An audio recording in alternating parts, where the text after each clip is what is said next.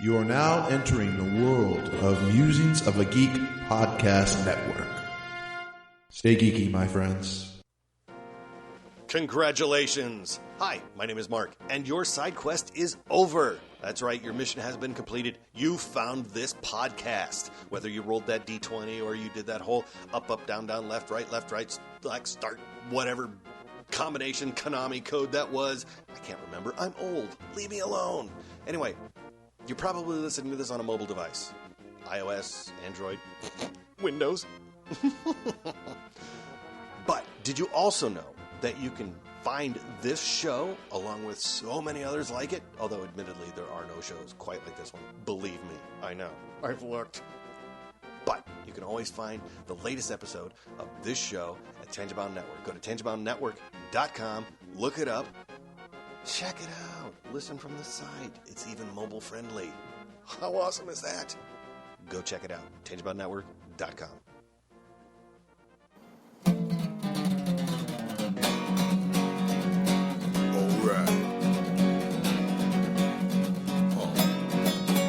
It's about comic books and movies. Growing up with Rokusuki. Superman before Zack Snyder ruined him. Man, that sucked. Michael Keaton was the best Batman, while Christian Bale was just deadpan. No one remembers the other ones. Princess Leia in bikinis and Transformer Lamborghinis. Yeah. Please don't let Shia LaBeouf ever act again. Please, God, no. Remembering Tales from the Crypt, back when Michael Bay wrote good scripts. He wrote and scripts. all right here is no mystery, 'cause it's the history of bad. It's bad. It's the history of bad. So bad. It's the history of bad ideas. It's the history of bad. It's bad. It's the history of bad. So bad. It's the history of bad ideas. Podcast.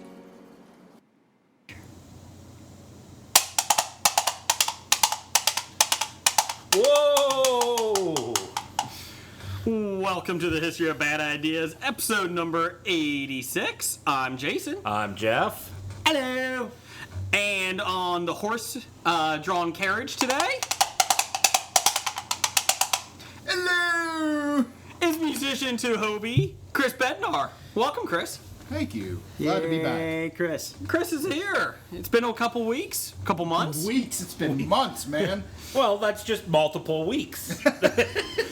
Multiple weeks. That's because you're not allowed on the show. You're only allowed to write music for the show.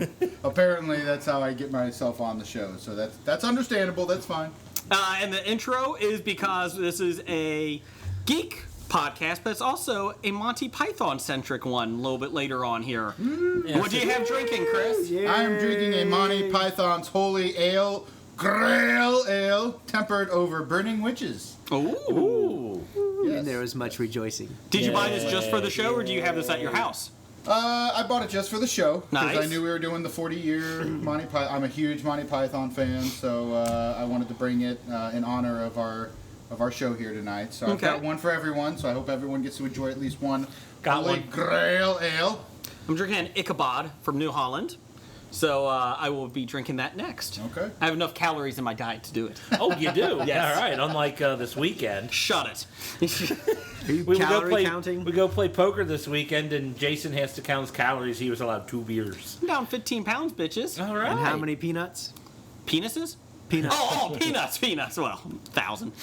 Well, everybody knows that's your protein dose, but come on. I'm talking about carbs. Sorry. Ew. Ew. Anyways, welcome, Chris. Yeah, hey, welcome. Yeah. You guys haven't missed a beat. And let's see here. We're on nerdly.co.uk. As we are every week. Yes. Every Wednesday. Cheerio. That's right. Oh, hello. And thank you. Nerdlico.uk. You're a loony. So I hope they appreciate the Monty Python. Sorry, that'll be coming to you all night here. And also, thank you for everybody listening, even the new listeners. We've had a big influx in listenership, so I appreciate that. Thank you We for all listening to your 1.5 podcast.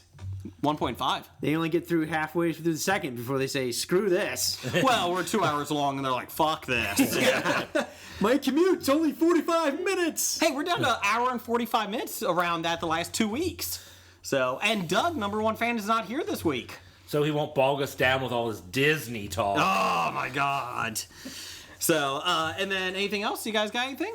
What else are we on? We are on Tangent Bound Network. Awesome. Musings of a Geek Network, our original ones. We're on Wicket Radio Network. Wicket. You can Google any of these. That's not a S&M site. No. Could be, though. Could be. Yeah. Devin's kind of creepy. You know, what about Danger Entertainment? Is that an S&M site? We're on Danger with Michael Leal. You gotta say that. Leal? I don't know. You have to say that correctly. We're on Danger Entertainment. Hey! And then... he would, but he can't do that impersonation. No. Yeah, that's right. I can do Michael Caine. Really good Michael Caine. Really? Yes. I don't think anybody's heard your Michael Caine impersonation. Wait, no, for that, I'm not going to do it. And then finally, we're on Geek Life Radio every Friday, 10 a.m. Eastern, 9 a.m. Central. So check us out, along with tons of reviews, along with nerdly.co.uk also has reviews along with Geek Life Radio. Yeah, that's like at the +5 or +6 hours. If you're not in the East or Central Coast U.S., you're going to have to go to Google. Yes. And figure that out. Google time zone, or That's whatever right. they call it. And also, two other things, and then we'll get to the show here. We have a $25 iTunes gift card, courtesy of Doug, #1 fan. That's 25 U.S. American dollars. Yes. Yes, it is. So if you give us a review on iTunes and let us know it, you're going to be entered in a drawing. And that we'll raffle it off. And yes, if you're in the UK, that means you have to write a review and an extra quarter, 25% of review, because your reviews are worth more than $1 U.S. American dollar. We have at least one review in the UK. Kevin James Lover actually did a review for us. Kevin James Lover. So, and then finally, go to Podcast Land and please vote for us. We're tied for first place for Podcast of the Month, so please do that. Yes, we need to move our votes up from 8 to 9. No, we're in the teens. We have struck the teens. Oh yeah, middle teens. So, we got as many votes that Jared Fogle is no longer looking our way. Wow. Is that too soon? Is that too soon? Where's Nick? Thanks, Nick. A little bit slow on the snare drum. So let's get to the show. There'll be a lot of that going on. Do you have any stories this week, Blake? Oh, story time with Blake. Do we have story time? Story time. Story time. Story time with Blake. This story may not make any sense, but he'll tell it to us anyway. So sit back and relax. Story time with Blake. I don't have a story. What? You're killing me. 2 weeks You're in a row killing you me. don't have a story. Did you walk into a women's locker room? No. Almost walk into a woman's locker room? Did you get attacked by sharks? No. Did you have a funeral pride? No. Remember when you were in Afghanistan? No. This is supposed to be Blake, how about that relaxing one for time Blake. when you did that one thing at that one place? Oh, yeah. Oh, yeah, that was really funny. Yeah. Henno, I know you like story time with Blake. We apologize for Good no story, stories this week. God. I Loser. can tell a story of when Jason tried to break my hand. It still hurts. Does it? Yes. So story time with Jeff? Oh, story time with Jeff. Story time with Jeff. Well, we were playing poker this weekend, and Jason started messing with my stack of money, so I started messing with his stack of money, and he jams his elbow right down in the center of my hand, and I let out a gut-benching yell because... No, it wasn't even a yell. It was a yelp. Yeah, more of a yelp. Okay, how about hurt. it? Yeah, something like that, yeah. So I think I broke his hand. I think I did. So pretty were rude, you on the man. disabled list for the rest of the night for poker? No, I was able to play one-handed. His social life was hampered, though, for the rest of the night. Or it could have been enhanced. Oh, it could be a stranger. A strange encounter that evening. Well, as I told him, it was my masturbating hand. Moving on. I think Chris is getting ready to leave now. Chris, can you take me with you? It's a wanker. Sharp nuts in your general direction. Your mother was a hamster, and your father smelt of elderberry. That was rude. Okay, so listener feedback. Listener feedback from Doug. Number one fan. Can't give yourself a nickname. Yeah. Who's Doug again? I don't know. He's only been here 5 weeks out of 6. Is that why we had Pez left over tonight? Do we have Pez left over? Well, not anymore. Yeah, not anymore. I have some more. I'll get some at the break. I promise. Oh, yeah, that's right. That was the guy that ate all our Pez. Huh? That's right. Doug says, what did you guys think of the Deadpool trailer? The red band was great. The green band was, left a lot to be desired. Yes, the red band was awesome. Bednar, did you see the red band trailer of Deadpool? I did. And I'm not excited. What? I'm not. I'm not. Do you you- know what I think the issue is I think I'm just worn out with it a little bit. I think I'm just a little worn out. I just need to take a break from it all. Okay. Give it a year. Comic book movies? Yeah, I think that's what I'm getting at. It's not because I was actually mentioning this to Blake earlier that I tried to watch Daredevil and Arrow and some of these other shows too, and I'm done. I've actually gotten into Gotham a little bit recently, but I'm just not. I'm just not following. It's just starting to lose its. Is it because you saw Fantastic Four and that was the pinnacle of comic book movies and nothing can top that? No, the original Fantastic Four, there's nothing that can I top did it. hear a rumor that you saw the Roger Corman version. Yes, I did. I thought it was Fantastic Four, Back to the Future. Ooh, that would have been better. I would have taken Michael J. Fox even now. Days of Future Past. Oh, that was your Back favorite to movie. Fantastic Four. Ooh, that would be a good mashup. Somebody Yeah, it do would. that. Combine those two. Blake is just over there spurting out sentence fragments, lighting things on I just want to say. fire. I just want to say. I mean, obviously, this is all going towards. There's going to be eventually a DC versus Marvel universe, and it's going to just be this massive. I'm just going to wait until that comes. I'm just done. Dogs and cats living together. It's Total anarchy. So let me ask you this. You saw the Roger Corman Fantastic Four. I've seen that. Jeff has seen that. Oh. Blake, I don't think has yet. No. I We think have our own special little club here now. I don't know if it's special. No, we're special. That's for damn sure. How Do we did you get special rings or anything? for No. it? But the sad thing is, We can order 'em. Dr. Doom in the Roger Corman Fantastic Four was a lot better than in any other Fantastic Four movie. I actually might agree with that.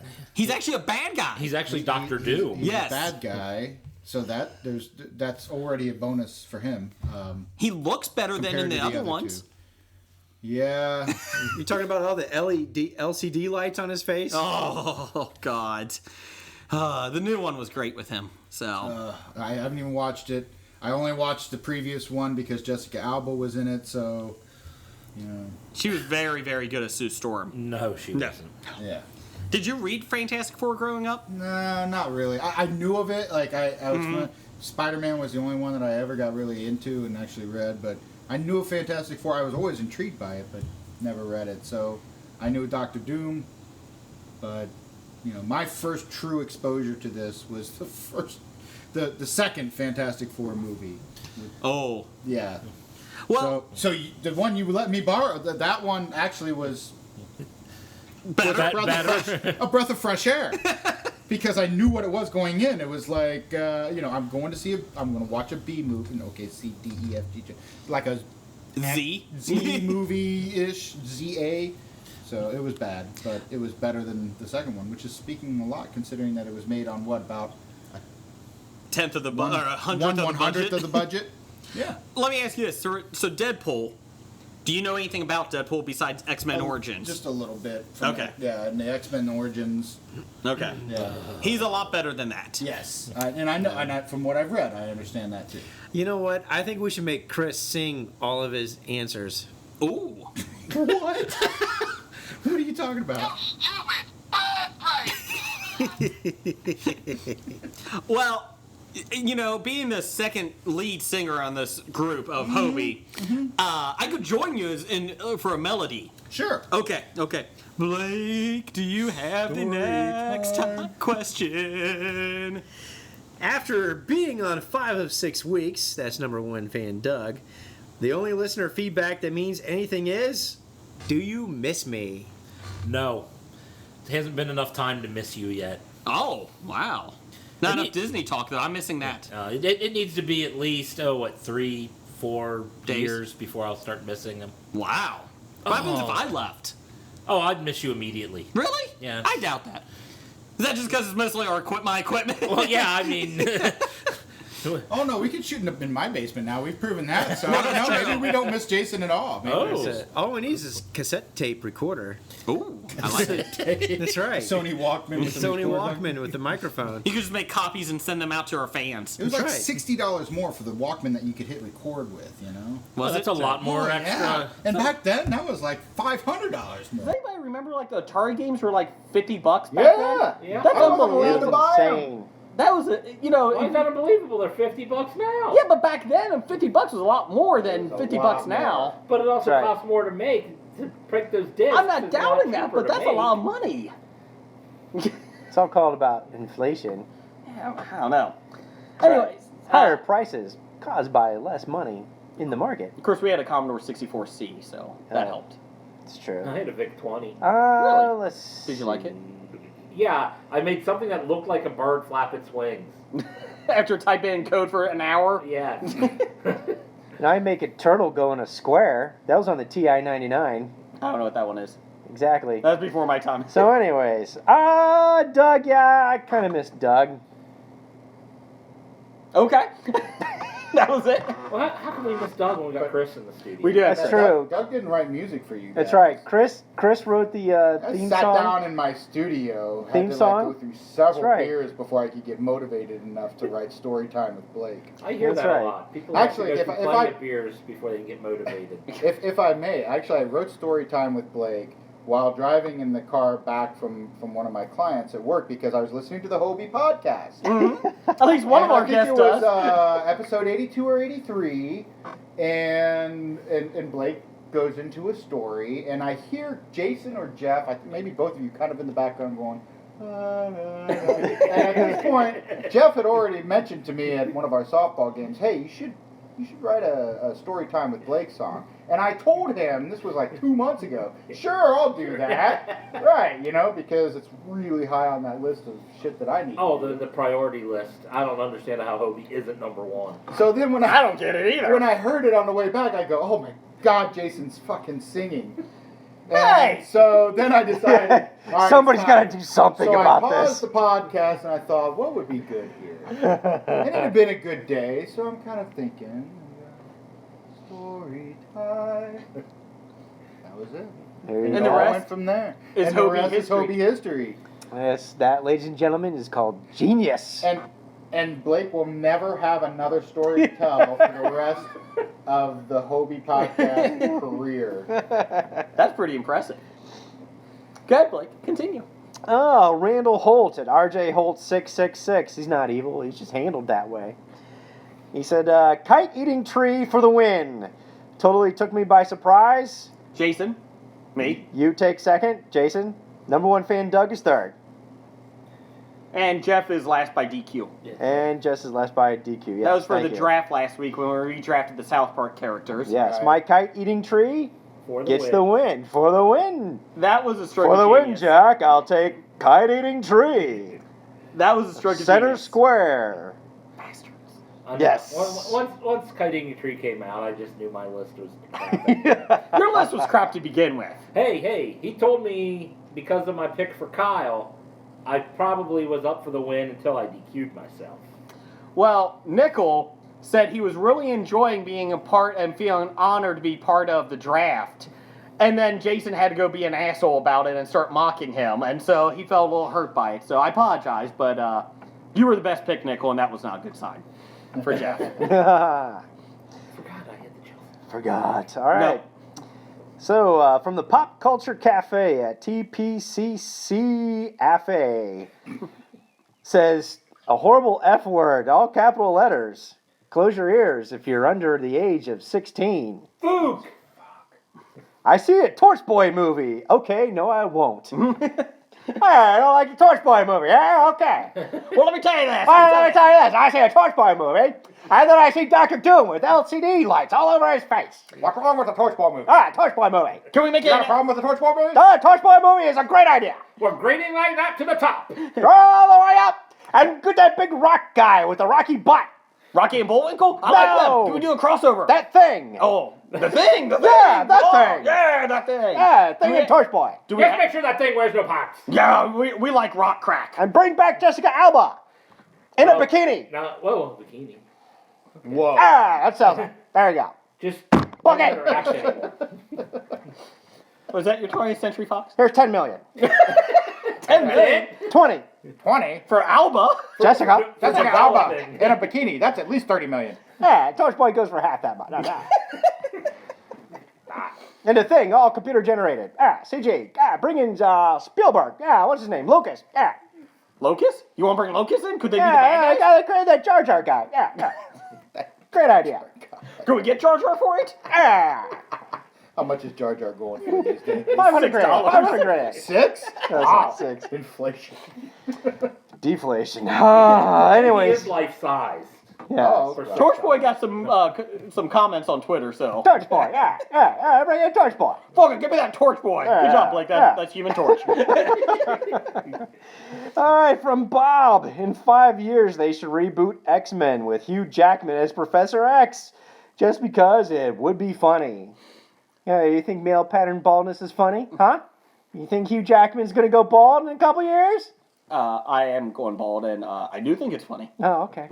There you I go. think it's funny that the hairy mutant will then become the bald mutant. I like it. The hairy Wolverine guy becomes the bald guy. Yeah. I see the irony. It's funny because it's true. Yeah. Yeah. Yeah. All right, I'll get Torch Boy playing because, Torch Boy, when he lights up, he burns all his hair off. Yeah, there you go. Write it in there. You know, the sad thing is I was just going to say the same exact thing. Burn his hair off. Burn his hair off. His clothes. Okay, moving on. There, get some Hulk purple pants. There. From El Hano at Ida Hano, grooving on the new Story Time with Blake. Okay, Chris, thank you. Thanks for the draft day intro reminder. On my studio docket, it just says HOBI intro, and that was a bit vague. I thought for a minute I thought I meant Vogue. I was like, yes, Strike right. a pose. Vogue. Strike a pose. See, look at my singing. That's right. That's the singing. Boy, there's going to be a holiday HOBI CD?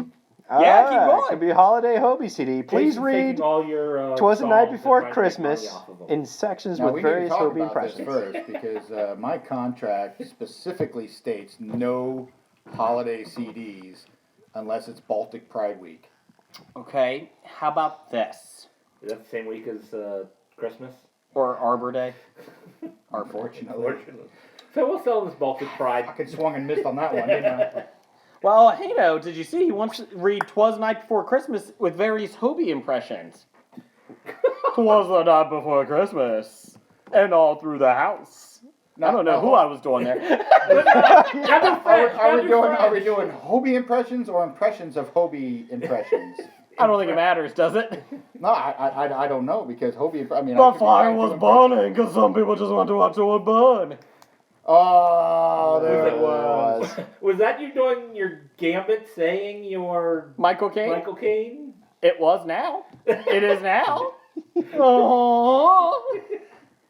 And time out before I think you could pull it off. I think I can do it. I might do it. No, I mean the three of you, you guys all. We could do "'Twas the Night Before Christmas."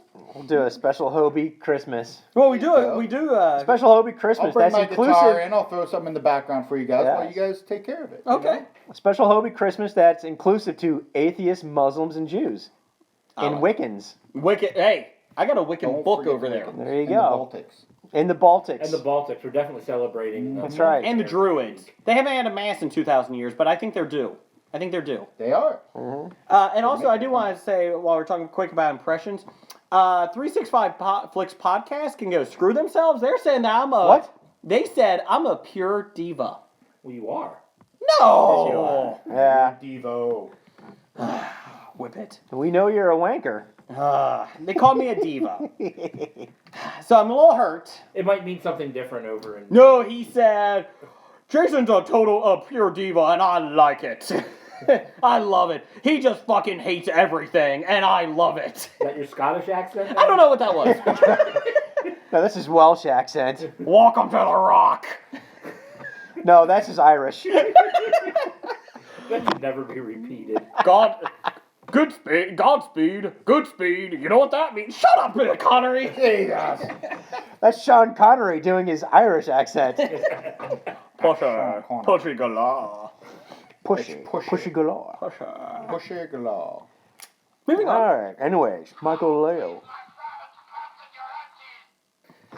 From Michael Leo.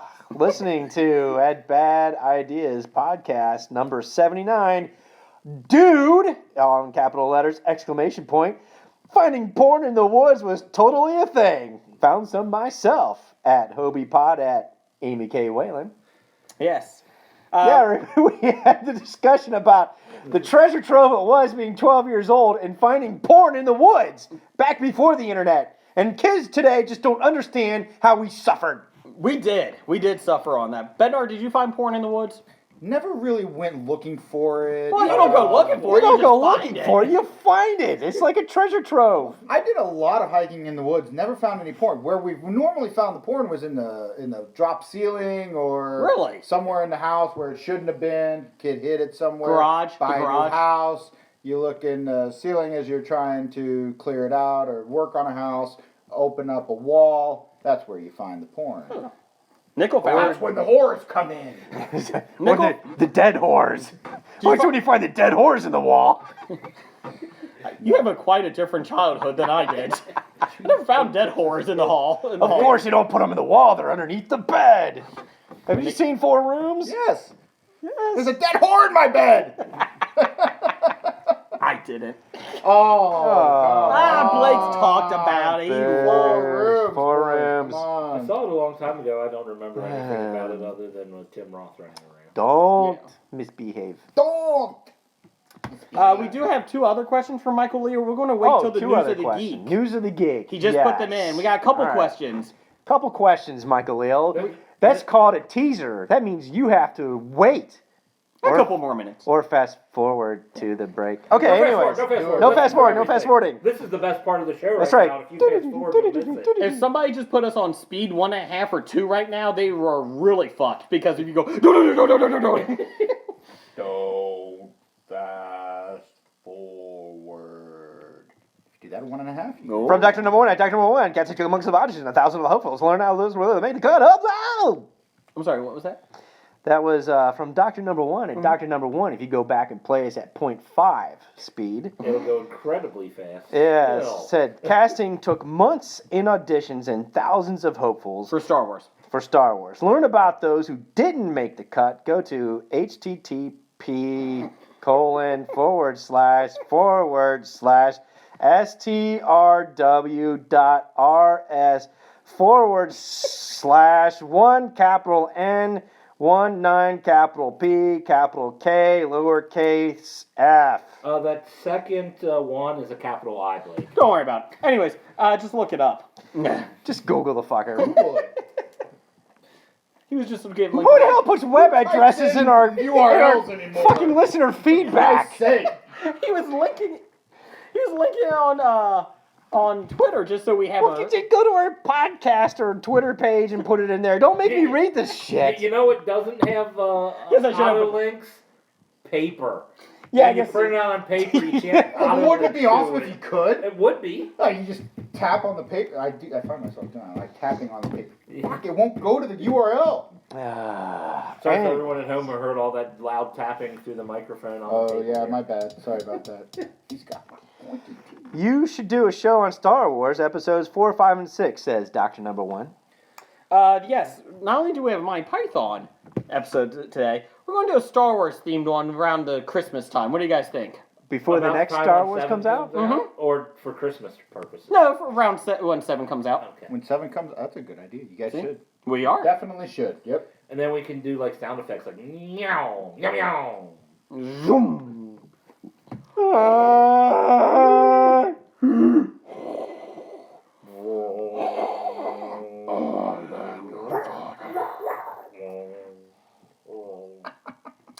moving on. Kiss your sister. There's your listener feedback, Blake. Good job. Thank Kiss you. your sister. It's time for a Monty Python and the Holy Grail episode of the News of the Geek. Dun dun dun dun. Okay, Monty Python, we're themed because it's 40th anniversary. On your lip, you red bite! Yes, so Monty Python and the Holy Grail came out 40 years ago, which makes me feel really old. Well, it was older than you, so That is true. I do like that. So it makes you feel. makes me feel old that it was out before I was born. Oh. Well, I turned 40 this year, and I believe the movie was released in May, so I was officially 30 days old when the movie was released. Does that make you feel old? Yes. Okay. But I'm honored that the year I was born was the same year that this classic cult movie was made. One of the greatest movies in cinematic history. Agreed. Fantastic Four? But not at the time of the release, though, was it? Oh, they might not have. Oh, well, no, it made like money. some of those It made enough money that they made a second movie and then a third movie and et cetera and so forth. I will look that up for you guys. How much it made in opening? That should be in our box office news. It should be. Let's see. Probably beat half the... Fantastic Four. Well, if Pink Floyd didn't make The Dark Side of the Moon, there would be no funding for the Holy Grail. Why? This is true. Well, there'd be Because some Pink Floyd- funding. They only funded about 10% of No, it. Pink Floyd took the money from Dark Side of the Moon and funded the movie because they're fans of Not the all Flying of Circus. the money from Dark Side, Yeah, because not- it's still considered one of the top 20 albums of all time and still sells Yeah. like crazy. And I would assume that the group's not getting money Yeah. from that, because I can They're not guarantee you still putting in they the would money make more into money off Monty Dark Python. Side than They're still they funding. would They're do still the Holy funding the Grail. Grail to this day. That's why Dark Side of the Moon has been on the number one list for 30 years, 40 years. Okay, so News of the Geek, real quick. Celebration of the 40th anniversary of Monty Python and the Holy Grail. Sony Pictures Home Entertainment has announced it's bringing the classic comedy to Blu-ray. I'm surprised it wasn't on Blu-ray yet. I know, I was kind of surprised by that too. I think both a standard version of the Blu-ray and a limited edition gift set will be available October 27th. Both versions will include brand new artwork from Terry Gilliam, as well as 30 minutes of Q&A footage from the Monty Python and Holy Grail event at this year's Tribeca Film Festival. Now, do they have Graham Chapman in a Urn. in an urn That would like be they funny. normally do? They Which should. Which when they do a lot of the anniversaries, they honor Graham with a urn supposedly filled with his ashes, and usually with a funny picture or a portrait Probably with a dead parrot, too. and a dead And parrot. a dead yeah. parrot, yes.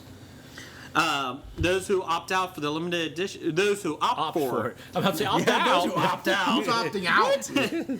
Those who opt for the limited edition gift set will also receive a collectible castle packaging that features a real catapult action and rubber farm animals. That'd be awesome. I want that. Yeah. In addition, this collector, English pig dog. this version also includes exclusive intro letters from both Terry Gilliam and Terry Jones. The film's directors. Yes. The two Terrys. A tale of two Terrys. I just want to get the catapults from my office. That would be a lot of fun. Yeah, I have Why a are you fe- walking by me? I have a feeling you won't get the animals back. No, I probably wouldn't. Sony and Circus Entertainment also announced on August 4th that Monty Python and the Holy Grail will be returning to theaters on October 14th in the UK. Damn you, nerdly! We're Don't damn nerdly. No, I can't be mad. That's pretty cool. Where 500 screens will show a sing-along version of the film. The screenings are a one-night-only event and will come along with an introduction from John Cleese, Terry Gilliam, Eric Idle, Terry Jones, and Michael Palin. And Graham Chapman's urn. Yes, specifically filmed for the occasion. And there's also plans to bring the film back to theaters internationally and to the United States this fall. Yeah. We're all going to that, right? If it comes out, we're going. There, Absolutely. And there Your is much bloody rejoicing. useless animal's behavior makes me vomit. Okay, I did find out the 2001... The Space Odyssey? No. The reissue of Monty Python and the Holy Grail from 2001, I guess it came out, it made $1.8 million. But there's no numbers on it from the From original. box office from... 1975. So, you gotta check. It was probably spread so thin and in so many That's what I'm... art theaters and Yeah. things like that when it came out, because it was such a It was their very first movie. And they didn't really keep great records back then. Right. And even then, they weren't like the mega pop, cult favorite. This is what comedy made them the troupe mega pop at the cult time. Comedy troupe. Right. It was growing over time to launch Okay, the so careers let me of- ask you this. I have not seen... I have seen Monty Python Flying Circus at my grandparents' house and all that stuff. It's been a long time since I've seen a lot of their skits. I've seen some skits here and there on YouTube and all that stuff. But let me ask you this. So when Holy Grail came out, was Flying Circus known? Oh, yeah. Okay. In the UK, it was a very well-known at the time entity. Yes. And Holy Grail came out. And I think it was known among... It was kind of cult classic in the U.S. at the time, but it was known for people who... They had played at the Hollywood Bowl. Yeah, they sold out the Hollywood Actually, Bowl. the Holy Grail was released in the U.S. before the UK for several okay. weeks. Yes. Okay. Yeah, and then of course the old '70s cast of Saturday Night Live were big fans of Monty Python, and they would actually bring on John Cleese and Eric Idle, would make appearances, and they would actually reenact some of their skits that they used to do on the Flying Circus. Of course, being one of the most famous being the Dead Parrot. Dead Parrot. Hello. I don't know. For my money, the Cheese Shop is the one that takes it for me. The Cheese Shop. Which one was that? When the guy went into the cheese shop looking for cheddar? Any form of cheese. No, he was looking for specific, just any cheese. That's cheeses. right. He's looking for cheese, and they were always out of everything he fresh asked. out. Fresh out. We had some yesterday. Yeah, that's right. When he asked for cheddar, he's like, "Oh, we don't get much call for that in these parts." It's only the most popular cheese in the planet. Well, fun fact. Guess how much it costs to make? $200,000. Bednar? Less. I'd say 85,000. I say $750,000. 400,000. Wow. No. Now, here's the thing. Since 2001, it has made roughly 3.4 million. Internationally, 1.6 since 2001, so about 5 million. But I'm still trying to get anything on. But that's since 2001? That's since 2001. And it was released in 75. Correct.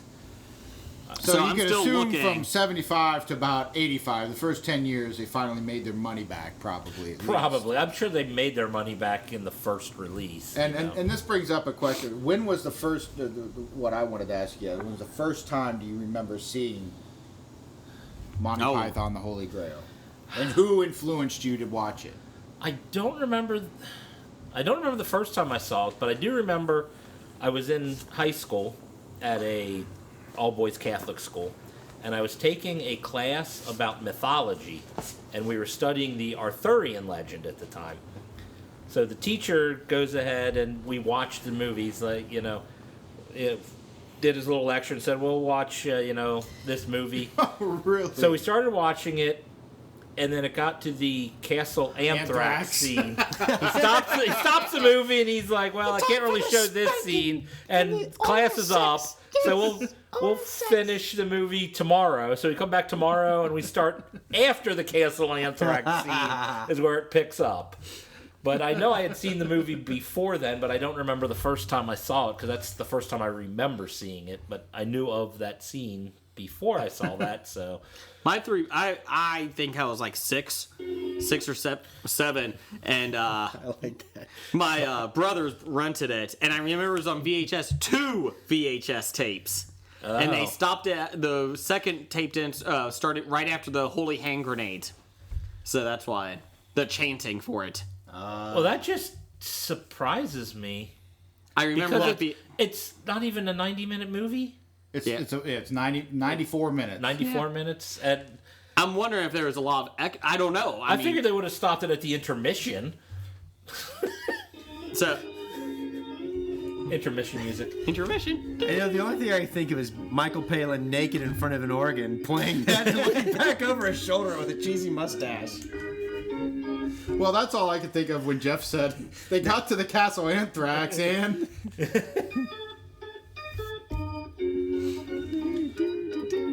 Bathroom break, gentlemen. Go take care of your business. Come back and we'll watch the rest of the movie. And so I remember my brothers bringing that home because they used to bring home a lot of R-rated films, And by that time, I was the fourth in line with the kids. So I think my parents just gave up and said, that's fine, just watch whatever. Go ahead. So, twist your mind. yeah, go ahead. And It didn't I work on remember- the first three, Briggers. That's right. I just remember being afraid at that age of being like 6 and being afraid of the two-headed guys. The two-headed? Three-headed. Three-headed, that's right. You snore!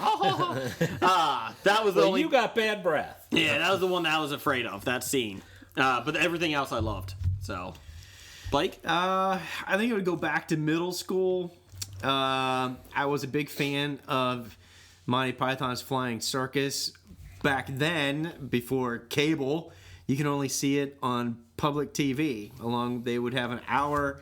They had Right, 30 it's like minutes. Saturday night. Yeah, it'd be like Saturday night at 9 midnight p.m., or yeah. 1 a.m. Yeah, it on, was- on PBS, public would show television. Flying Circus. After Yeah. Saturday Night Live was over, you'd flip Right. over to PBS. Flip over to You could PBS. watch. Yeah, you're right. You could. You'd watch a half hour of Monty Python, and then it was followed by Benny Hill, and I'd always watch Benny Hill because I wanted to see boobies.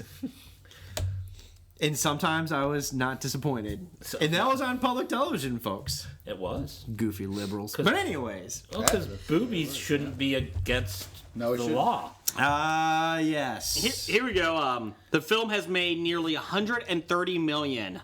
Now, gross, since it came out in 75. Now, is that at the box office? I'm wondering if it's box office and VHS. It's gotta be. Yeah. So Yeah, I mean, a combination of all. it was made for $365,000. Well, and also for things like The little rabbit that you Posh brought. toys I think that actually goes to the Spam-A-Lot. and things like. You dirty double-crossing rat! To save money, the film was shot almost entirely in the same castle with different lighting and angles to appear to be different buildings. The producers were so strapped for cash they decided to forego the use of actual horses and just include the characters banging coconuts together and mimic the sound. Whoa! You're not riding horses. You're banging, Thank you very much. banging So yeah, I this was the first comedy that I remember. I did see Police Academy before this, so I did say comedy. So Monty Python. Well, they're both slapstick, but yeah. in a very different genre. You either like British comedy or you hate it. Or sorry, I should say you either love it or you hate it. There are people who watch the movie or watch any Monty Python and they're like, I don't get it. I don't get it. And that's fine. They're just in the other half. I give it to. I think I give props to my grandparents because they let me, when they used to babysit me, they used to let me watch Benny Hill. And that's where, like, at 4 and 5 years old, I was watching Benny Hill. And I loved Benny Hill. Still do. Nice. And it's Who still... wouldn't love Benny Hill? The Yakety Sax. Exactly. Can somebody sing that? Actually, we would watch Cleveland Browns game exclusively to Yakety Sax soundtrack because we just turn the volume off. He's not kidding. I'm actually. not kidding because I actually said I'd rather listen to Yakety Sax and watch the game than listen to the commentators, and it actually made the game better. Did it? Yes, it did. Johnny Manziel looking good. And actually, the Browns screwing up, turning interceptions and fumbling, it's like perfect. With Well, the Yakety Sax. what's funny is that first time we decided we were watching one of the games, it was literally so bad. They were about 25-0 or something. I mean, it was brutal, and so we're like, this is as bad as like you should just throw some theme music in the background. And so we're like, so we muted it, and we literally played it, the game, on DVR with this on. And you'd be amazed. It was like it was designed for this music. Every single play, loss of 4 yards. Fumble, recovered by the Browns. Pass, complete, but short of a first down. Punt, touchdown for the other team. Ball comes back to Cleveland. Loss of 3 yards. Incomplete pass. Quarterback throws it backwards. Exactly. And this is what happens every time. Can we play this during the playoffs with the Bengals and Andy Dalton? Actually, that's a good idea. I suggest anybody who has. We probably could have played it during the preseason game yesterday. Doesn't count. Preseason doesn't count. I'm Johnny sure- Manziel looks good during preseason. It doesn't count. Yeah. I am sure a lot of Reds games could work well this way Oh. too. But you got to play them in fast forward, I think. Yes. Yeah. Baseball's very boring and takes a long time. I don't want to see Brian Price in lingerie. There's a good question for Devin and those cheeky monkeys across the big pond. Was there ever any cross-pollination? Devin's at Snake Oil. He's in Michigan. Devin's in Yeah, Michigan. He's on the 365. Kevin and Chris are over in So across he's the pond. Canadian. Is it across from Lake Erie? That's the pond, Lake Erie. Right, yeah. Right. No, for Kevin British and Chris. listeners and stuff. Yeah. Was there any cross pollination between Benny Hill and Monty Python? Oh. Like, did they ever like You appear would on think each other's of- shows or if together in a anything meshed skit? together, it would be Benny Hill and. I don't ever remember seeing Benny Hill on a Flying Circus episode, but that doesn't mean they didn't do anything together. No, but the fans of Benny Hill. I mean, Yeah. obviously, I think there was. Oh, I'm sure they had similar fans. My question is, when did Rowan Atkinson start going into this? After I stopped caring. No, I'm just asking. I mean, was he 80s? Was he 90s? He was He was late. 80s, I think. Blackadder. He was the. Wait, Atkinson's Mr. Bean, right? Mr. Bean. Yeah. Okay, that's what I'm talking about. And Okay. Blackadder. He was the Blackadder. Okay, they're making more of that too. They're coming. Yeah, they're Bringing out more Blackadder. Yeah. Was Rowan? Blackadder? Yes. In it? Yes. Get out of here. I'm not kidding. It's like grandfather now? Yes. Good for him. Mr. Bean was one I never liked. Really? See, I I couldn't get thought into Mr. that. Bean I was just- funny. His first movie was funny. For what Oh it my was. god! Bean.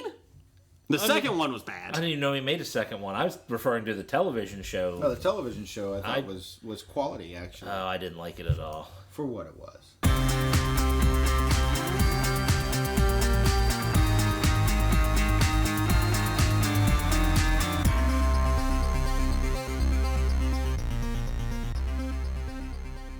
And that music is top 5. We're not ending the show too early, but we want to get to the top 5 first because There might be some spoilers coming up. yeah, because we love Monty Python so much. The top 5 this week is top 5 moments, favorite moments from Monty Python, the Holy Grail. I fart in your general direction. That's probably about 3 or 4 of our.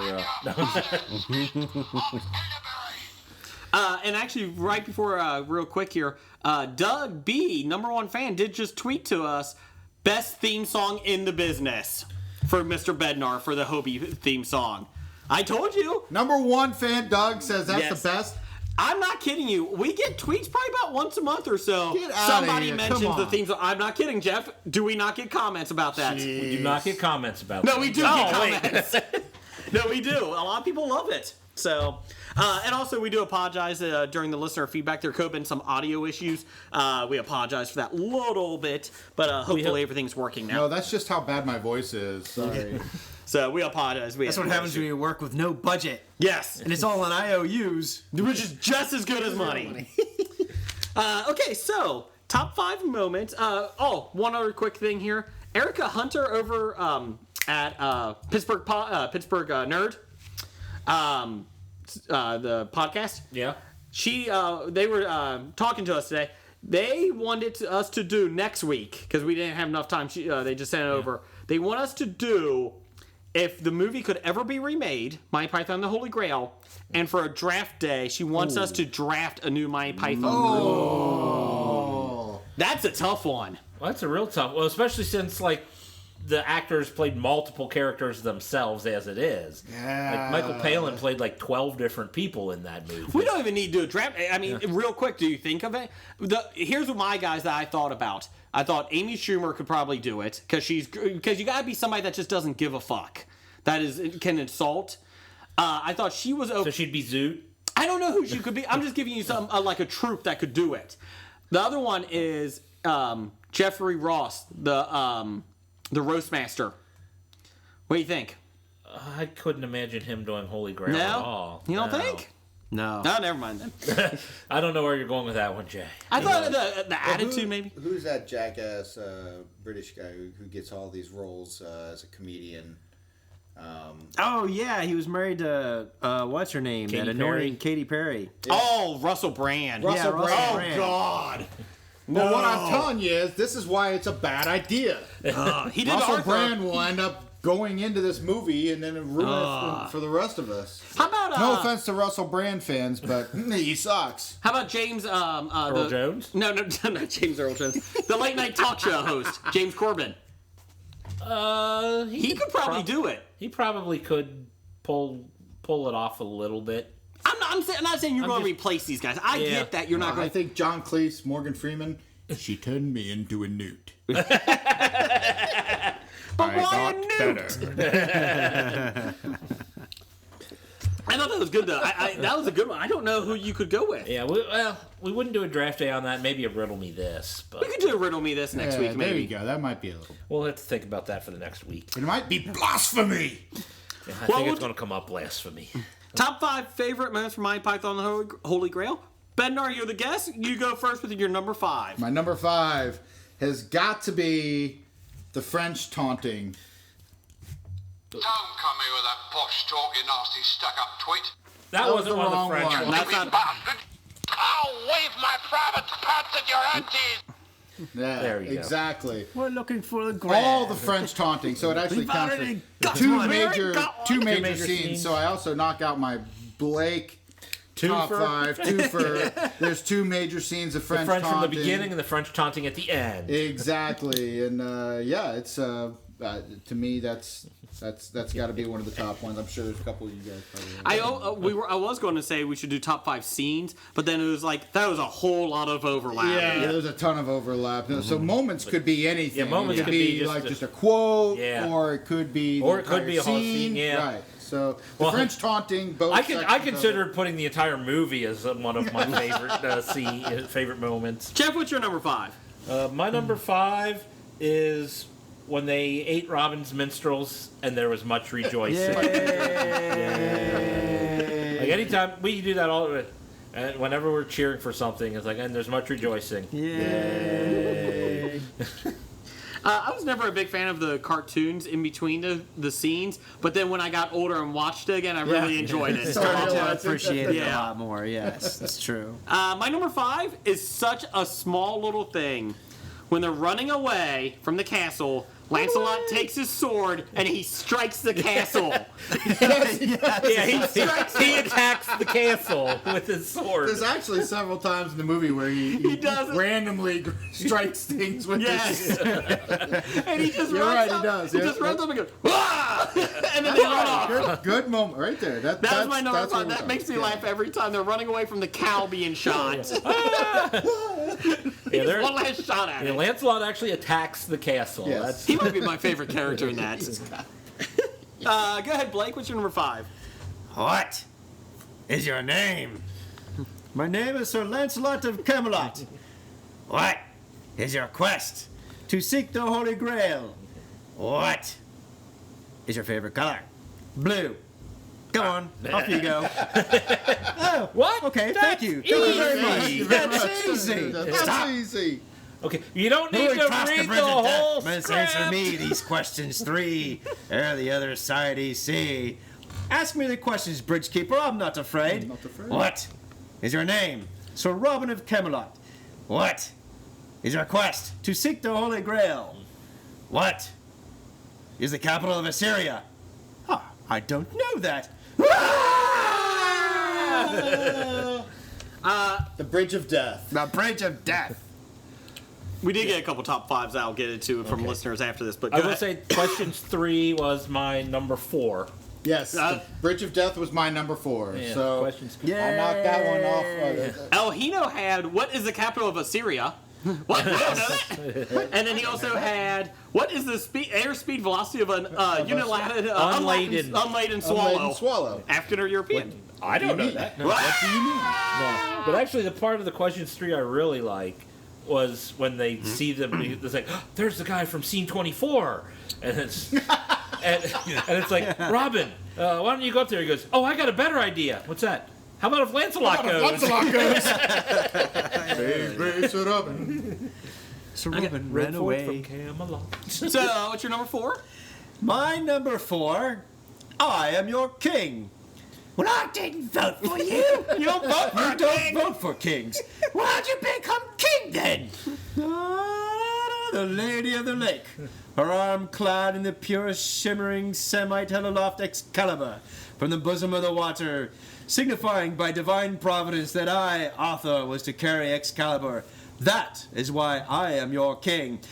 Listen, strange woman lying in ponds, distributing swords, no basis for a system of government. Supreme executive power derives from a mandate from the masses, not from a farcical aquatic ceremony. Well done. Thank you. done. That was my number 1, so Blake knocked 2 off my list now. Do you have anything left? As he was quoting with me. Oh, I have that one memorized. That's awesome. Nice. If I was to say I was emperor because some moistened bit lobbed a scimitar at me, they'd put me away. I love that scene just because because there's such disdain they have for the king, and I love the line. I don't vote for you. My number 4 is the Black Knight scene when he's just killing. Your arm's off. No, it isn't. Just a flesh wound. Go ahead. I was reading something about that just earlier today about John Cleese. Wrote that scene, came up with the inspiration. He was reading about ancient Rome, and there was a wrestling match in ancient Rome where 2 wrestlers were going at it, for a very long, very hard time, and eventually one guy tapped out, finally tired, and they found out that the other opponent had died sometime during the wrestling match. So he posthumously won a wrestling match. and that got to John Cleese thinking, it's like, well, you can never lose if you never give up. So he wrote that scene with that in mind. Come back, y'all. Take your legs off. There you go. What are you going to do? Little bits of information that you didn't think you would get. There you go. Yeah. It's just a flesh wound. Yes, the Black Knight. Yeah, that's my number 1. I love it. Down. Put on the board. How many times have you been playing D&D? Just but a flesh wound. Oh yeah. Devin and Pop Culture Podcast also, they both had that scene as one of their tops. So it is. I think classic. that universally is one of the. That's got to be. When you ask somebody about their favorite scene, they're gonna say the Black Knight. It's a flesh wound. It's a flesh and I'm gonna say first couple times you see it, that scene stands out. So it's I think the more subtle ones were the ones that kind of make my list. And now. the best part is when he kneels down to start praying for victory. Kicks him in the head. Kicks him over. He's got no arms. You've got no arms. Yes, I do. They're laying right there. Come on, you pansy. Just a flesh wound. Jeff, what's your number 4? My number 4 was the Questions 3 at the Bridge of Death. Okay, Bednar, what's your number 4? That was my number 4. So I guess I moved to my number 3, right? Yes. So this one actually has a better background story to it. So this one is Brave. It's Brave Concord, and you probably. Message for you, son. So you hear that now the reason why this one's one of my favorites. You can go fuck yourself. That's number 1. That's your number 1. This was on my Outlook. I'm Message for you, Jason. I work in IT. So He's got your number 1. For about 5 years of my life, every time I got an email in my Outlook, that is literally how the email came into my. Message for you, son. Every single time for 5 years. I hate you. I hate you so much. So. Oh, come on, we already lost our number 1. Just Brave Concord standing there at the beginning of Sir Lancelot's story. As you're walking through the forest and he's ready to go. Well, Jeff and I, when Jeff used to work at the movie theaters, we used to preview movies.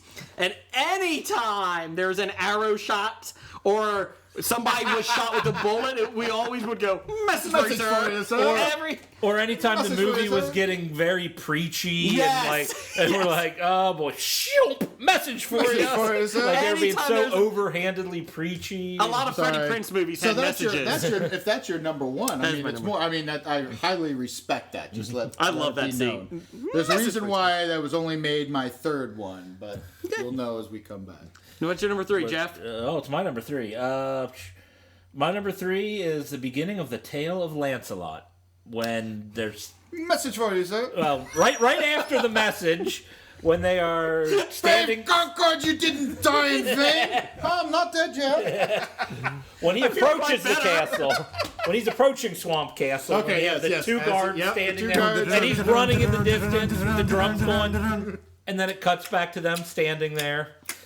And then it cuts back to him, and he's not getting any closer. It does it 4 or 5 times. And all of a sudden, stabs one guy, and the other guy's like, hey, as he runs in. That's my number 2. How they're wearing flowers on their little helmets. They're celebrating a wedding. That is my number 2, you motherfucker. So you're 1 and 2 are now dead. I laugh more when the dude when the guard goes, hey. Exactly. than anything else.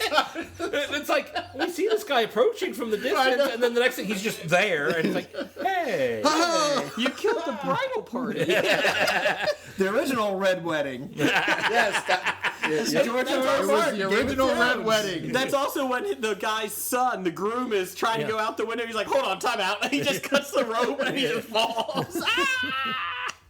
I suppose that is, he needed Concord to stay behind because he wanted to do it in his own idiom. I suppose running for a long, long time and then approaching suddenly. How else were you going to do it in your own I just like idiom? I think he stabbed the castle a couple times too. I just like that. He did take a what was like a hanging floral arrangement on the side of the wall. And he goes, I think he does that and candles in it. He does candles. You kicked the bride in the chest. I hope she's all right. Okay, my number 3 and my last one because, well, it's all done, is 2 and 1. I went back and forth on this one. I am going with the rabbit scene. The tiny little rabbit. I am Tim, the enchanter. Well, you're doing the whole scene. You're going from Tim all the way through the rabbit. My favorite part is when the rabbit jumps the first time because it kills Sir Bors. Yeah, he's like, just go kill it. Just go kill it. And he goes, oh, sir. And he walks out there. And the first time you watch it, you're like, what the hell is going on? And you see the blood. The rabbit like on a line streaking through the sky. And he's got great big fangs. That is my number 3. Bednar did bring the rabbit with the big teeth to the studio today. Yes, there's a plush doll rabbit with big pointy teeth. Does the mouth move? That's exactly. Squeezes from his butt. Yeah, squeeze his butt. There you go. Top to bottom. There you go. Oh, there it is. And you can attack Blake now with it. Oh, blood spurting. Yeah, I like the tongue sticking actual out. blood, yeah. I like the tongue.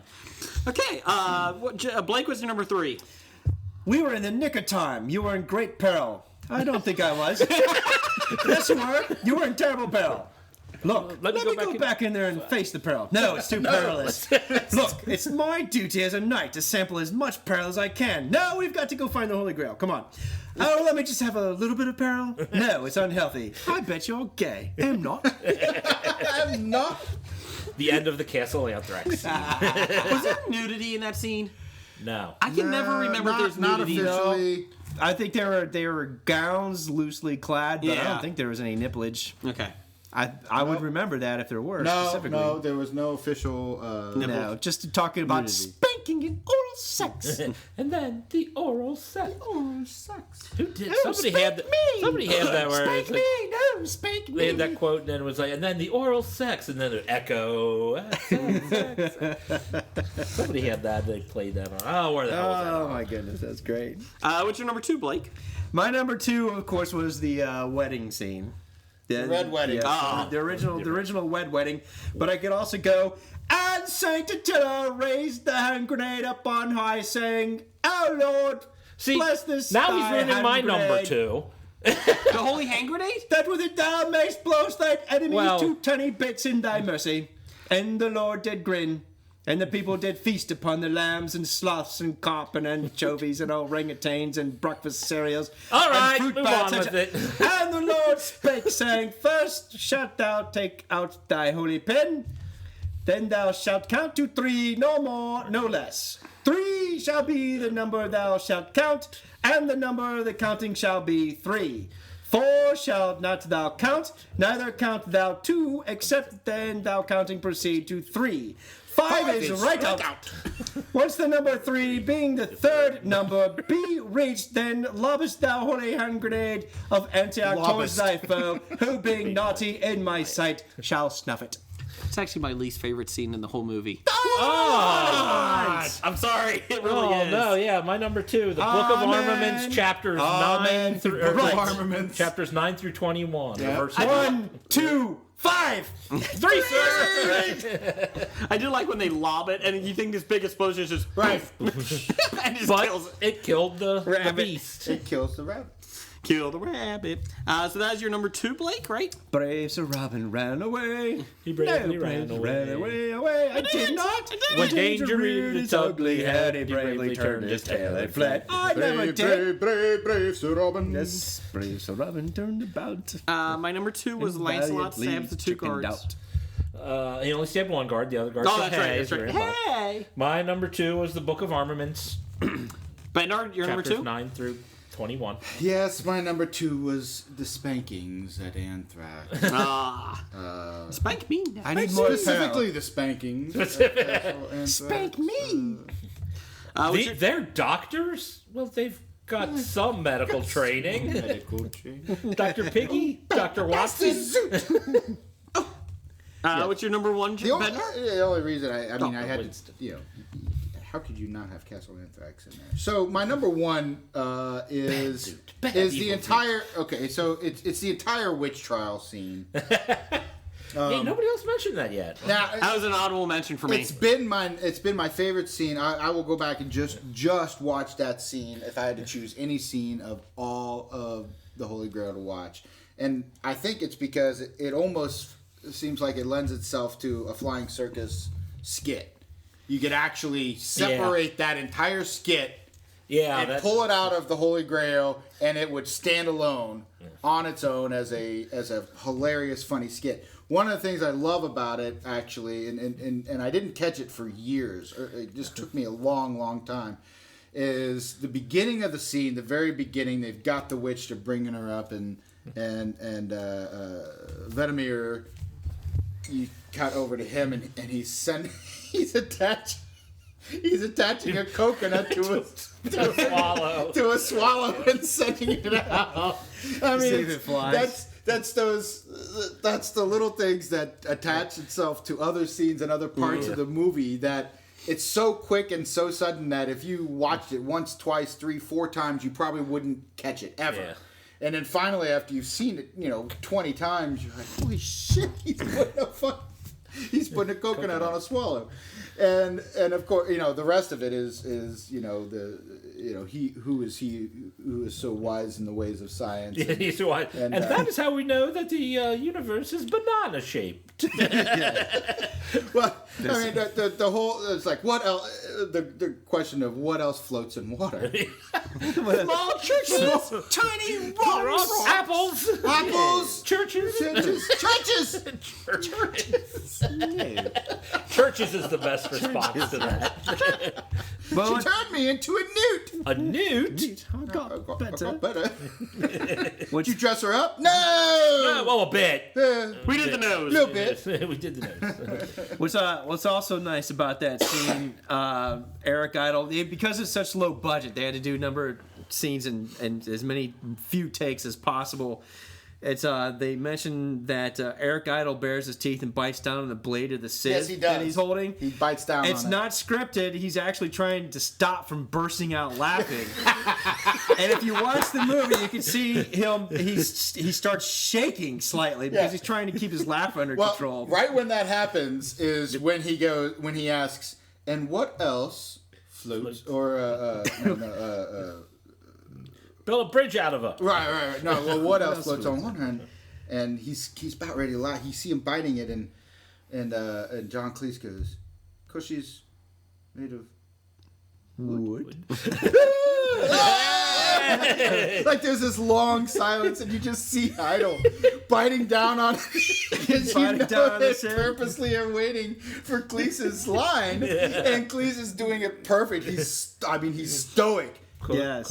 She's made of wood? Yes. And in that scene, he quickly turns his head to one side because he couldn't hide his laughing because he was grinning so broadly. So he had to turn his head away from the camera. And then they also say that if you look at Michael Palin during that moment in the scene, you can see he's also hiding laughter at the same time. Well, and then all the way to the very end of that scene where they actually weigh her against the dock and they knock out the weight. Yes. And it's the same. And she turns and goes, It's a fair call. Fair call. That's a fair call. Wait, is everybody's number 1 done now? Yes. That was my number Okay, one. good. Okay, I'm just making sure. This is number one. My number one was Dennis giving his. Dennis. Yes. You could have called Call me me Dennis. I didn't know you were called Dennis. You didn't bother to find out. Bother to did find you? out. We did get a question from, I think it was El Hino or Pop Culture Cafe. Who's your favorite Monty Python character or actor? Oh, the actor? Yeah, not the character, the actor. I'm going with Michael Palin. I like him the best. I think that was a Michael Leal question. Oh, that was Michael Leal. I'm Who's sorry. your favorite Python Yes. troupe member? Sorry. It used to be Eric Idle, but I think as I got older, I appreciated Michael Palin's skits and his acting better. Eric Idle went down when he did European Vacation. It's the best vacation Stop movie. it. Anyways. Anyone else? I go with Cleese. Cleese is a close second. Yeah, I mean he had. I mean, ultimately he ended up having probably the most successful film career, but a lot, his ability to own the scene when he was the main character, like the Sir Lancelot scene, just blows away all of the other ones solely because of his ability to just to own the camera and the scene itself. And I'm sorry, I just get out of. Or can I pick Neil Innes as my favorite? He's the guy that did all their music and played pick the. There's nothing wrong. Michael Palin and John Cleese were in Fish Called Wanda. Yes, Another yeah. great film. Yep. Hello, Kens. Pets. Wanda. Asshole. You're coming to kill me. And John Cleese Otto asked me, why did they name his daughter after a car? Porsche. I don't know. I'd have to go John Cleese. I think when I was younger, I liked Eric Idle a lot more, but as I got older, I liked John Cleese naturally. If you've seen a lot of the interviews with the Python troupe, they would all say that Graham Chapman is the best actor, despite acting through his alcoholism and delirium tremens. Yeah. Problems that he had. Well, he was probably the most talented of all of them. Yes. Well, which is very common of the ones who have the biggest trouble with, controlling their own substance demons. Yeah, and maybe substance so, yeah. abuse. Blake is the most talented of the HOBI guys, and you can barely get him through the front door because of this Bob Studio. His ego is so huge. He's like, fucking roll out the red carpet, Brigger! That and Graham Chapman was excellent in Yellowbeard. If you've never seen Yellowbeard, I have seen Yellowbeard. I've heard you talk about it. He was in Yellowbeard. He was Yellowbeard. He was the main character in Yellowbeard. What did he die of? Overdose. I think it was Did he have AIDS? It was cancer, or I thought it was something cancer earlier. Oh, related. now we're gonna have to look that up. I got it. I got you. Alcohol related, I think. I mean, it would make sense. Definitely alcohol helped speed along whatever he had. Gods, make sure that Prince doesn't leave this room until I come and get him. Not to leave the room, even if you come and get him. No. John Cleese was blind Pew. No. Until you come and get him, we're not going into the room. No. You stay in the room and make sure he doesn't leave. And you'll come and get him. Right. He was diagnosed with... We don't need anything apart from just stop him entering from the room. No, leaving the room. Right.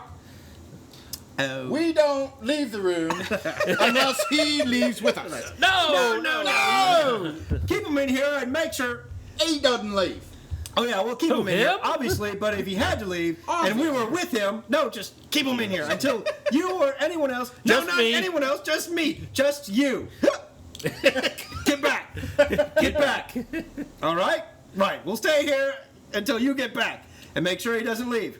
Who? Make sure he doesn't Make sure he doesn't leave. The prince?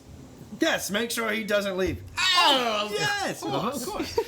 I thought you meant him. It'd be funny me guarding him being a guard and all. Yeah. I thought he meant him. I seem to me think to that get a clear. guard and all. Is that clear? Oh, quite clear. No problems. Right. Where are you going? We're coming with you. Coming with you. No.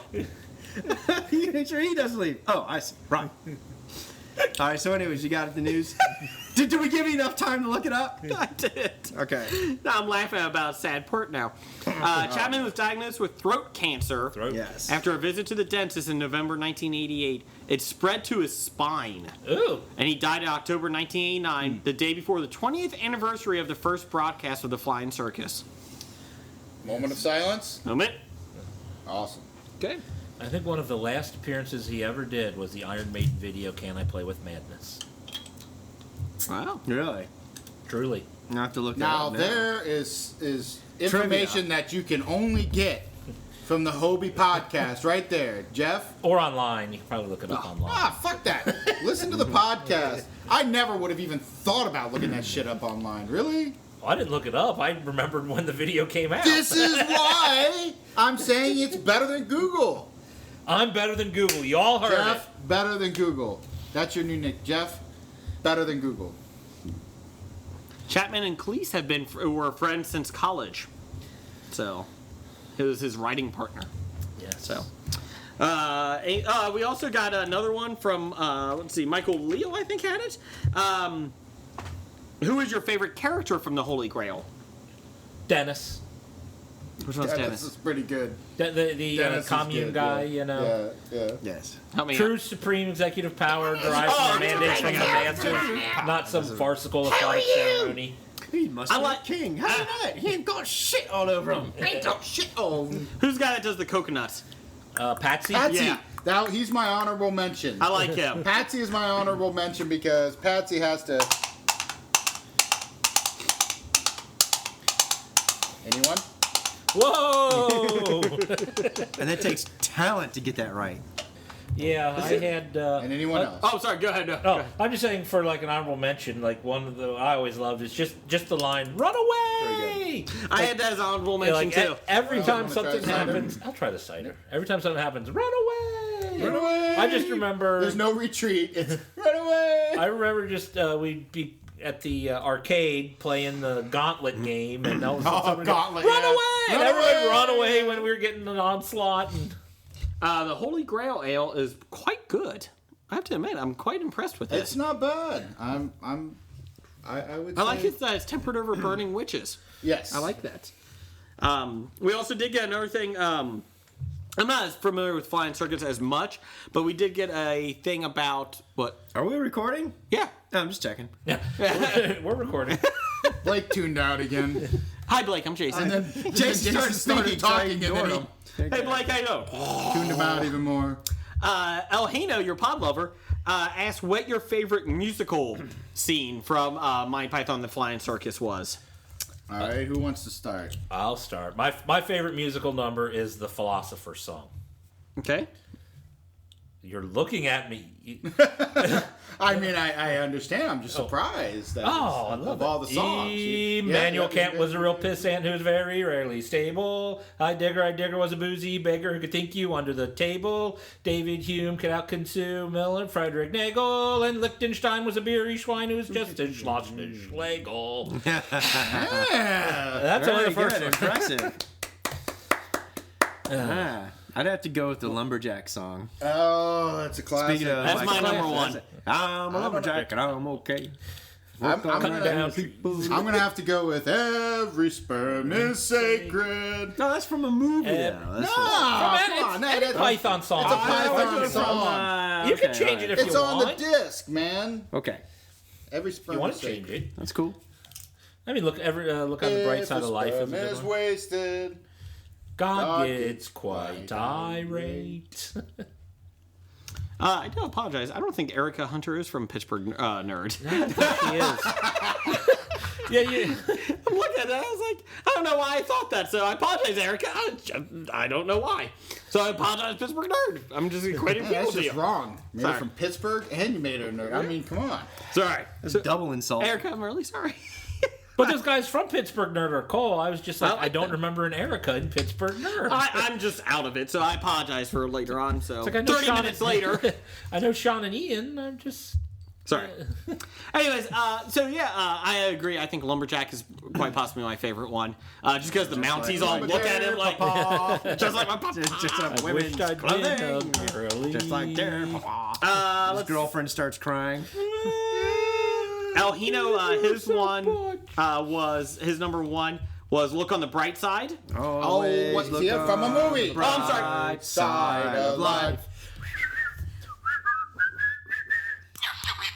Oh, I'm sorry. His actually is Sit on My Face. His number one. Sit on my face. So tell me that you love me. I'll sit on your face and say that I love you. Look on the bright side, and every sperm is sacred is in his top 5, he said. My bad. Okay. So, but yeah. Don't ask Jason to check your facts. No. Facts? Facts? What are facts? I don't know. All right, we got to get a new intern. This old one's not working out. So, we got anything else on Monty Python? Anything else anybody want to talk about? Anyone? You stupid bird brain! All right. That's it. Anything else? I think we're good. I think we're good. Okay. That's it for Monty Python? All right. Well, here's the 40 years. I just Podcast with here's to another 40 more. 40 years to Holy Grail and to Monty Python. Yay. And if anybody has, any listeners have anniversaries or even movies, it doesn't have to be an anniversary, movies that you want us to talk about in full, or TV shows in full, a good one. It's going to have to be a classic. Or it could be bad, actually, because... Classic. Like Princess Bride. You got to have a Princess Bride show. We could do the Princess Bride Nothing one. but Princess Bride. Yeah, get questions from your wife for that one. Oh, my wife hates Princess on Bride. The Princess Bride. My wife hates Princess Bride. How? I don't know. If I knew this before we got married, there would be no marriage. Yeah, exactly. I don't know. Really? Gotta love Princess Bride. Yeah. This is like my wife with Steely Dan. That's inconceivable. I almost couldn't marry my wife because she didn't like Steely Dan, and I didn't understand it. Is that the one guy that they only have one armed drummer? No, he's talking about Jesus the Christ. I'm fucking out. I'm done. He left a beer. So Hold on. I'm out. Whoa! No, Steely Dan's the group who named themselves after, I know, like... it's Def Leppard. Just doing it because it gets Bednar going so good. It gets Chris going so good on the music. Because I know nothing about music, and it's great, except Bon Jovi. They're the greatest band ever. They won a Grammy for it. Isn't Steely Dan named after, like, steampunk sexual devices? Is it? Steam-powered dildo, I thought. Wasn't that what the Steely Dan You know what Foo Fighters is named after? People who hunt UFOs? Steely Dan was... Yeah. Didn't know that? The Steely Dan... And I know some music. Jeff and I are going to the Foo Fighters concert this week. All right, so I give you Foo Fighters, and that's about that's the suck on that. Smallest amount of cred I can give you right now, but that's okay. Yeah, isn't that the band that Pap Smear's in? No, that was Nirvana. But he also did show Talk about one-hit wonders. No, Nirvana. he is in Foo Fighters. Oh, Nirvana need. He does play. Oh, Nirvana need it was like a cartoon, like of a guy trying to break through the fourth wall or whatever. Oh, that was Aha. I have no clue what Jason's talking about. Did you just put Nirvana in a hot? Oh my god. Yeah. Take on the difference me. between Nirvana and Aha is still performing. Oh, yeah, that's true. That is true. Yeah, and they have better music. Take on me. Take me on. Take on All I know is Nirvana never did a James Bond theme song. That's right. Did Aha? Touche. Yes, Oh, okay. The Living Daylights. I agree. Really? Oh, that's he did. Is anyone else bothered that the James Bond theme songs are always annoying? I do not like them all. I hate them. No, there's a couple that are pretty good. Yeah, what are there you talking several about? very good. Diamonds are for The Guns N' Roses one? No. Roses didn't do one? No, you're talking Paul Duran Duran McCartney. did. You're talking Guns N' about... Roses did one, right? No, Guns N' Roses did the... Jesus fucking. I'm going to hit you. Terminator 2, they did that song. Oh, I got that mixed up with Bond. Blake's going to kill me. Just tune me out, Blake. That's only if Chris I'm doesn't beat you tuning you to out. it. The hatred is like Yeah, and also Duran Duran did that Dancing to the Fire. That was a good one. The View to a Kill. Yeah, View to a Kill. Yeah. We could do a Clue episode. Oh, yeah, well, Jack White did that one a couple years ago. Prefer Chris Jack Black. Cornell did one. Prefer Jack. Adele did one. Adele did one. Adele's She not did the bad. most recent one. Yeah, she didn't do a bad one. Is anyone excited about the new Bond movie? The Madonna Yeah. one sucked. I am too. Hell yeah, I'm excited Yes. about the new Bond. The movie. Madonna looks song good. sucked. Yeah. Madonna sucks. Yeah. With the... Mike. I don't know who that is. That's the Guns N' Roses song from Terminator 2. Oh, see, we just got him. Oh, now I'm going to get the rabbit with big pointy teeth. All I know is I know you're a musician, but obviously I have the music cred. Take on me. Yes. How about Was Not Was? They were a great band. Everybody get on the floor. Everybody walk the dinosaur. Boom, boom, shakalaka. Boom, boom, shakalaka. You know, there was music made after 1987. No. Yeah, Bon Jovi came out with a couple good ones. The Young Guns 2 theme. Yeah, that was good. Young Guns. Yeah. No, that was actually just John Bon Jovi. He didn't have That's true. Richie Sambora with him at the time. So actually, it was good. It was not Bon Jovi, and it was pretty good. Yeah. You know what? John Bon Jovi. You know what? It's my life. It's now or never. I ain't gonna live forever. Boom, boom, boom. I'll tell you what, nothing kills my rock band. At this point, I would like to officially retract any music that I have donated to the goddamn Bon History of Jovi Bad song. Ideas podcast and remove my name from all official... As long as you didn't write the stuff he was singing. No, unfortunately, others get to deal with that. So anyways, anything else on Monty Python? Are we good? Some people just like to watch the world burn. You motherfucker. And it was better than you. You motherfucker. You motherfucker. I've been wanting to do that for a year and a half. That's for ripping on Steely Dan. Again, the guy has one arm. That's pretty skilled as a drummer. That is skilled. And he's named after a silver vibrator. Steam powered. Steam powered? Do they put coal in it? Probably. However you get steam. Probably water. I don't know. Do you guys think I'm making this up? No, but I just like antagonizing. Okay, well, Bednar, thanks for showing up. Yes. Do you have a upcoming event for your band? No, I don't actually. Way to rub salt into that wound, Jason. Still looking for a drummer. We're still looking for a drummer. There's a one-armed guy from Steely Dan. There's a one-armed drummer apparently from Steely Dan who obviously is available and likes to play with a steam dildo. Is that right? Steel. Steel, not That's a steam. why he's Steely Dan. Not a steam dildo. It's a steel dildo. It's on his resume. So drummer for Steely Dan. One Steel arm. dildo. One arm. I just picture somebody throwing like the old trains, like throwing the coal into the fire, and you see this dildo going straight at it. One arm. One arm. Ah! You know what? I think we would interview that guy. I would, yeah. I would. So it's kind of like, why do you pick on the Amish? Because they never know. Any one-armed drummers out there who enjoy steel dildos, we'll take your resume. Okay. Send it to Jason at gmail.com. Did you ever get my request that I could join you guys as backup? I was thinking I could sing. No, we never saw that. Okay. Because I can do it, if you would like to. I thought you saw it. Didn't you say throw that straight into the garbage?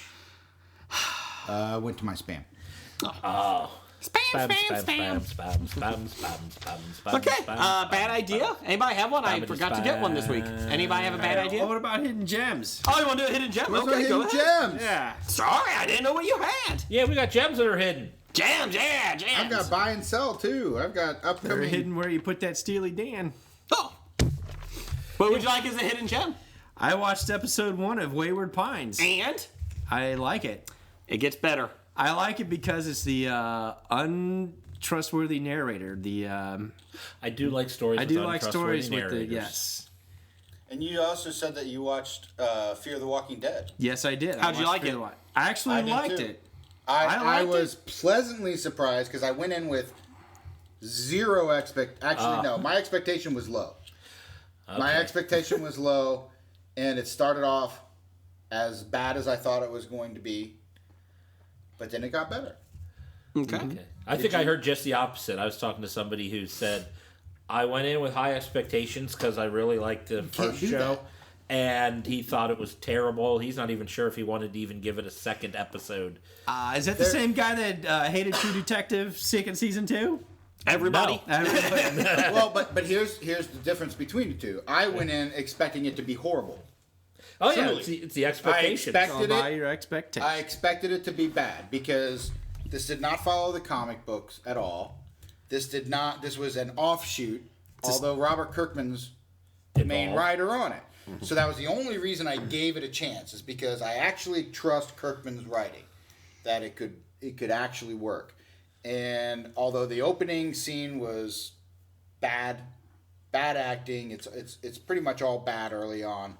You can see where they're going with the family, and he chose a very good dysfunctional family to work with. So I'm actually intrigued. I will watch the next one, and we'll go from there. And they're like normal people, a counselor, school teacher. They're not like a cop, architect, fireman. You're saying cops and firemen aren't normal people? No, but just like for like a normal survival. They're heroes. No, for a survival scenario. You could be hero. Oh my God! I just pulled out Jason out of nowhere. Yeah. Oh my God! This is getting bad. How you doing? How you doing? Like seems scary. No. So they're normal people. They're not like military men. They're not cops. They're not sheriffs. They're not firefighters. They're not whatever. You got a they're typical normal teenager. people. You got a druggie. You've got a dad who's on his second, not official marriage, second family, guidance counselor. So I'll be interested in seeing where it goes from here, but I'm still not holding out a ton of hope. Anybody who went into it with a lot of high expectations probably were disappointed. I would not be surprised. I'm going to watch it this week. I just thought of that, though. They got a guidance counselor as one of the... Yeah. I mean, like, their lives and careers were worthless to begin with. How bad do they think feel? How bad do they feel now that like the zombie apocalypse? I had 2 guidance counselors in my family. I had no idea their life. Jeff's opinions do not reflect that of the HOBI podcast. Please send your comments to Jeff at Graphic Novice. Come on, I hearkening back to Clerks, the Kevin Smith thing about the guy spitting the eggs or whatnot. Yeah, so I was trying to find the it's bad guidance egg. counselor syndrome. Right. Well, if your job was as meaningless as theirs, you would too. Well, I'm 7 episodes into the Newsroom. Aaron Sorkin. Yeah. Have you seen it, Bednar? I watched the first one. Okay, it gets better. Notice I didn't say I watched the second, third, fourth, fifth. I don't blame you, because it is a little preachy in that. And I like Sorkin because I love Sports Night. But I've been saying it every week that I keep giving it chances. And some people have said it's very good. And it gets better. I just saw the one where they killed Osama bin Laden. They killed him in there? Came across the news. And it was a little preachy for me. It was a little too much on the nose. With that being said, up until the very last 5 minutes, it was a very good episode. And the episodes have been getting better. And he does do a decent job of picking on both the left and the right. And I like Jeff Bridges so much. I think that's the reason. I like the characters. It's not even the subject. It's the characters. And he does a good job with that. I don't think it's that great, but it is enjoyable for what it is. I mean, you can't think much about it because you go into a Sorkin show and you know what his political views are. So whether you approve them or not, you still have them as a big part of it. So if you can get past that, it's a good show with the characters. So that's my little tidbit. I might actually, on your recommendation, I'll go to 2 and we'll see if I can make it past 2. Have you watched Sports Night? Yeah, I remember Sports Night. Oh, you better watch your tongue. I made it through the whole season of Sports Night. You gotta watch the whole series. Sports Night's much better once they get rid of the laugh track. Oh, the laugh track. Oh, really? Is that what it was? Okay, yes. because I watched the whole first season, I think, and I was just, I never got, into it, but it was also not a horrible show either. It's like the second season it was picks such up. an in between that it just wasn't worth my time, and that was the point. The second season picks up a lot. Okay, well, I might go back and watch some of it. I would do that above Newsroom. So. Actually, I've been meaning to ask Studio 60 on Sunset Strip for talking Sorkin. I've been meaning to ask HOBI for a couple weeks now about a show called Mr. Robot. Have you? I have not. I have not. Nope. I've heard nothing but good things. For it. I've heard nothing but good things. I've never even heard any reviews of it. Pretty damn good so far, and I only went off of a recommendation from the owner of our company who says, this is a really cool show. And of course, we work in IT, so this is he's an IT guy. And there are some bad scenes. I'm not going to take there's it. Some There's some bad where they try to make it drama and you're doing IT hero work. Trust me, bad. I understand that. But if you get past that a little bit and take the show for what it is, it's actually fantastic. It's kind of a mix between a couple different genres of the same thing. So if you may not initially like it, but if you're thinking about it, you get a chance to watch it. It's better than probably 90% of the shit out there. So. I still have Halt and Catch Fire, 9 episodes left of the second season. I watched the first one. I've watched the first season. Watched the first episode of the second season. It's not bad, but it's just one of those that I can't get into. Like, I like it, but if it's on DVR, I'm like, I don't feel like watching that tonight. Right. So I got to ask Chris, being an IT guy, what was your opinion of the IT crowd? Loved it. Really? Absolutely loved it. All the time we quote how turn it off and on. Have you tried turning it off and on? Yeah. Maybe it's because it was badly acted. I mean, I saw the first... it's horribly acted. Yeah, I mean, it's terrible. It's horribly acted. Nobody won any Emmys or Grammys for Monty Python's work either. No, but they're at least good acted. No, good acted? Good acted. They're gooded. I would say that the acting is maybe, let's give the acting in Monty Python about a C+, and IT crowd be a C-. Oh, I'd go closer. It's bad acting, period. The way you look at it. I think some of it you also have to understand some of the jokes that go with it. So if you work in IT, maybe you get. I don't work in IT, but I understood the turn it off and on joke.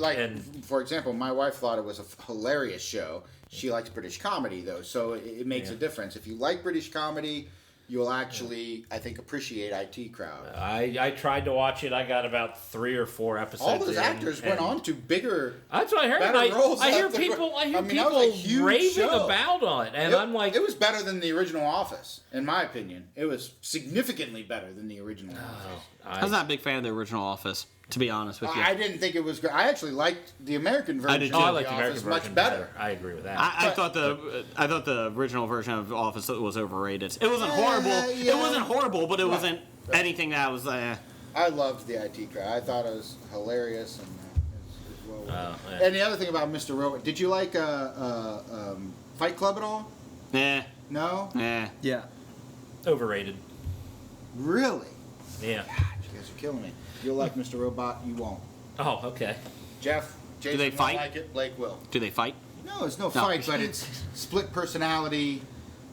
You can tell that the main character is doing certain things as this person, even though it hasn't been revealed yet in the show. Oh, it hasn't? No. But you know it is? Can tell. Because you've seen Fight Club. Well, I mean, it's pretty obvious that it's there. That he deals with mental issues, so... I think my biggest problem with Fight Club is everybody raved about how great it was before I saw it. Then I saw it and I was like, it's okay. That's how I kind of feel about it too. I mean, it was just, I suppose, hyped up so much that it couldn't meet I rate a lot of my movies on how quotable are they afterwards when you've seen them a couple times. And Fight Club is right up there with one of the more quotable movies. It's not an amazing movie beginning to end, but it's quotable. I still use Marla Singer as the type of issue that you would have when you've got something that annoys you to no end. And the quote from the movie was, Marla Singer, she's like the blister on the roof of your mouth that you would just go away if you could just stop tonguing it. That's a good line. So we'll constantly be saying man, she's like a Marla Singer. And that's all you need to know. And it's like an inside joke between my wife and I. We're now I know exactly what you're talking about. Is that why you guys say that to me at softball a lot? Yes. Finally! Come on, Marla! And here I always thought you were just quoting League of Their Own, calling them Marla Hooch. You were the friend that could go away if I could just stop tonguing you. Well... Bad idea of the week, number 812, tonguing your friends when they don't want it. Okay, are we all done? I think we're good. Here's to the Marla Singers of the world. There you go. Thanks for listening, guys. We'll be back next week, and I guess Roger says goodbye. Goodbye. Goodbye. From Walking Dead to Talking Heads, from comic books to TV sets, there's a history of not so bad. There's the history. It's the history of bad, so bad. The history of bad, it's bad. History of bad ideas. Podcast. You are now leading the world of Musings of a Geek Podcast Network. Stay geeky, my friends.